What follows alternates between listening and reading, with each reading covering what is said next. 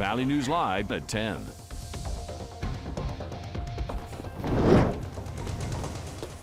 We begin with some breaking news tonight out of Crookston. One woman is in the hospital and one man arrested after a stabbing. Happened around 4 this afternoon. Police found a woman who had been stabbed several times outside a home. Officers arrested 36-year-old Kevin Corona at the scene. He's now being held at the Northwest Regional Correctional Center. The woman is at Altru in Grand Forks. Police are still investigating, but they do not believe there is any threat to the public in the area. Also new for you tonight, a Moorhead man is facing charges accused of stabbing another man yesterday. Police were called to Brady Service Center for a report of a stabbing. The victim told police he spent the night at Justin Peltier's apartment, but he wouldn't let him leave the next morning. Documents say Peltier told the victim he needed to prove himself before hammering a knife into the victim's thigh. The victim was able to later get away and get help from a nearby business.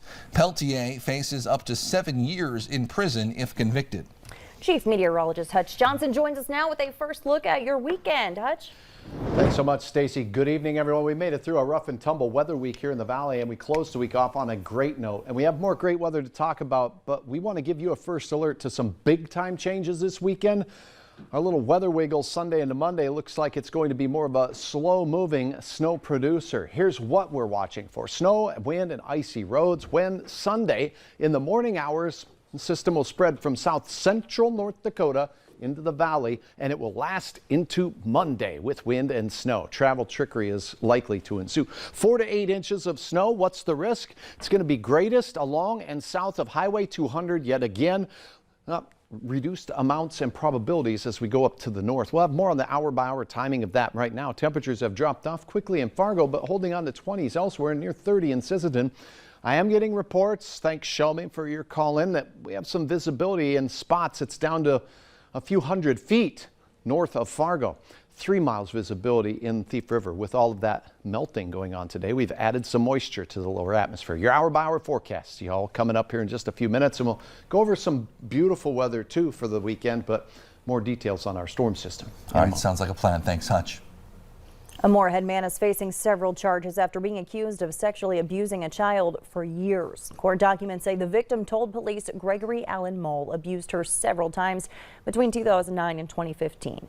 She said Mole would touch her inappropriately and promise gifts if she touched him back. The victim was between 4 and 9 years old.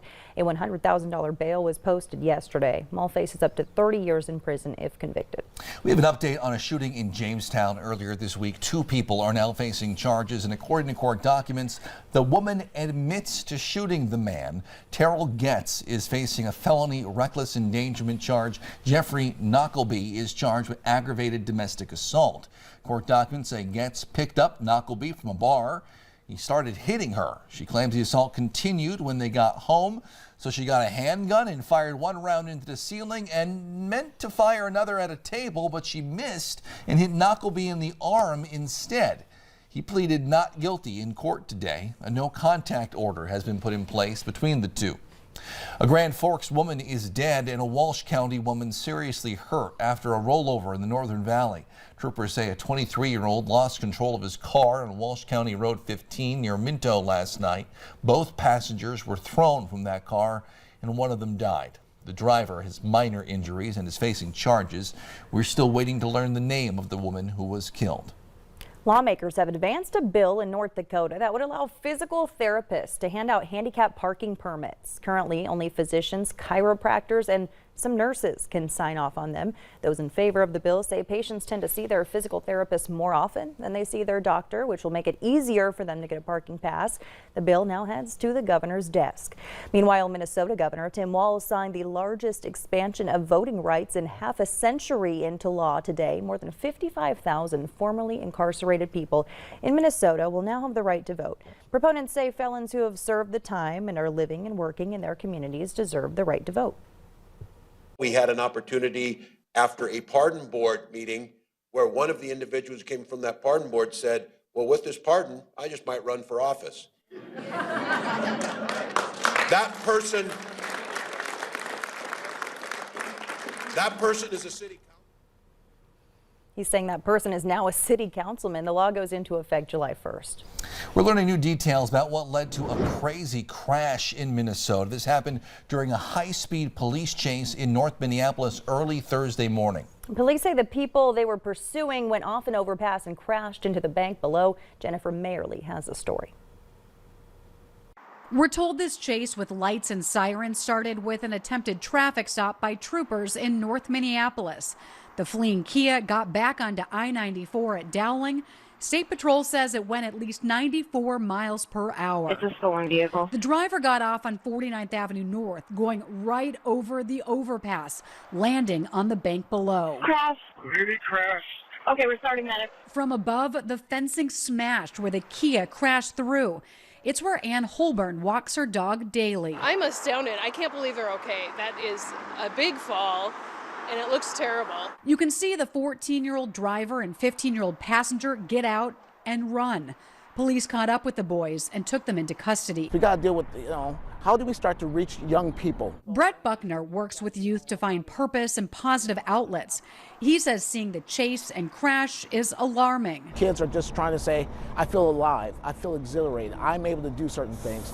And we have to find different ways to be able to really uplift our kids. Ann says this tells him we need to do better. More than anything else, let's stop waiting for tragedies and incidents like this to try to deal with a lot of the key issues. Police say the teens could face charges for fleeing the police and stealing the car. Today, we learned that disgraced and disbarred lawyer Alex Murdaugh will spend the rest of his life in prison for the murder of his wife and son. That sentence handed down today, ending the 6-week high-profile case, but not before hearing from Murdaugh one last time, who told the judge again he's innocent. And I know you have to see Paul and Maggie during the night times when you're attempting to go to sleep. I'm sure they come and visit you. I'm sure. All day and every night. Like every inmate, Murdaugh will now undergo medical tests and a mental health assessment. After processing, he'll be sent to a maximum security prison. In Alaska, mushers are hours away from the start of the annual Iditarod sled dog race. And for the 22nd year, a Castleton, North Dakota vet will be at checkpoints along the journey to make sure that sled dogs are healthy and able to race. Dr. John Reichert says he and the roughly 50 other vets will be paying close attention to the dog's weight, their attitude, their lameness. He says the most common injuries he sees are just muscle soreness and general fatigue. Sooner or later, Mother Nature and Father Time are going to have their way with me. But for the, I think this year I'm still going to be sleeping on floors and eating out of greasy pots.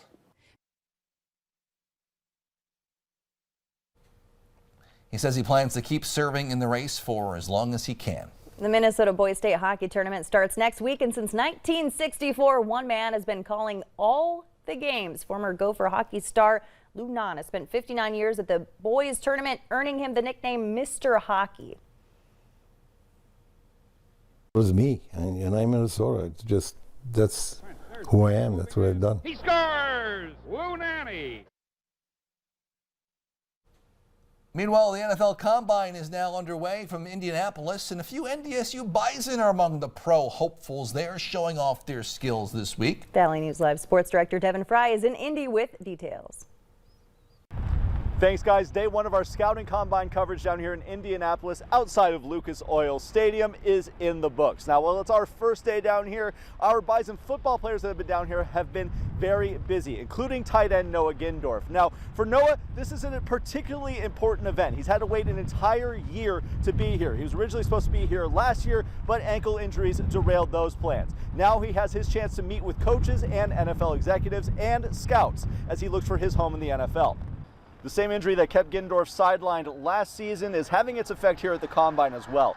The only workout Gindorf is doing is the bench press. Due to his ankle injury, he's not performing any on-field drills for NFL scouts. However, one very important aspect of the Combine is the meeting with coaches, something that Gindorf has relished down here in Indianapolis. It's been fun for sure. Just getting to meet with scouts, do interviews and stuff like that. Meeting all these other tight ends and kind of forming that bond with them. Got to meet with a bunch of the tight end coaches, scouts yesterday, and that was really good. A lot of good feedback from them. Just getting to know them better and stuff like that. Stick around tomorrow where I'm going to have more from our future pro bison down here in the Combine. Tomorrow I'm talking to Hunter Lipke and Cody Mock, 2 stars for North Dakota State, now looking for their home in the NFL. With our future pro bison in Indianapolis, Devin Fry, Valley News Live Sports. Tonight was also a big night for high school playoff basketball and hockey. Valley News Team's Jack Wallace will have the highlights of that coming up in just a little bit. Also later here at 10, we'll meet a bus driver